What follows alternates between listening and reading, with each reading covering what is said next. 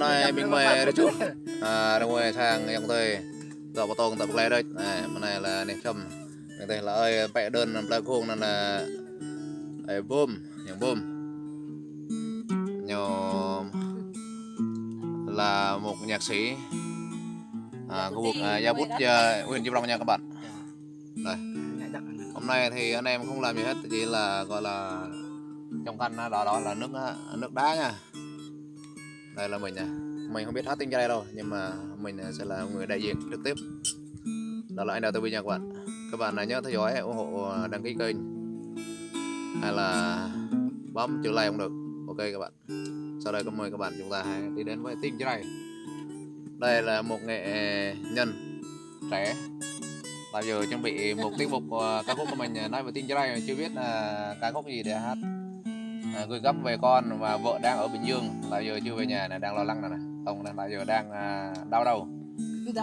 Đây là mọi người thông cảm nha, anh ấy hiện tại bây giờ vợ đang đi làm ở Bình Dương, đến thời gian này là hơn 2 năm rồi mà không gọi điện hỏi thăm về hết. Mong cả nhà góp ý về những ai đang có vợ con đã sinh sống và làm việc tại Bình Dương. Nhớ bấm like như là bình luận để lại ở phía bên dưới nha các bạn. Chúc tất cả các bạn sức khỏe và luôn luôn có một cuộc sống thật là bình an nha các bạn.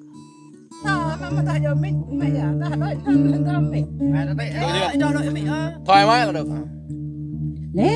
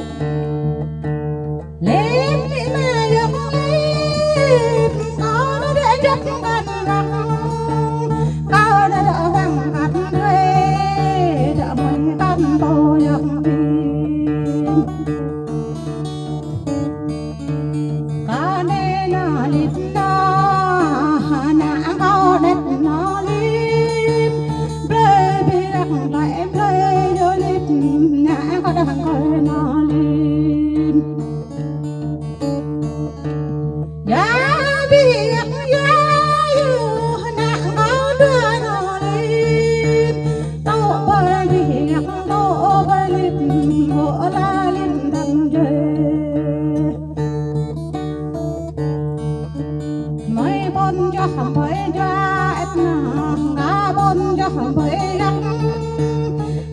kênh Ghiền Mì Gõ để không bỏ lỡ những video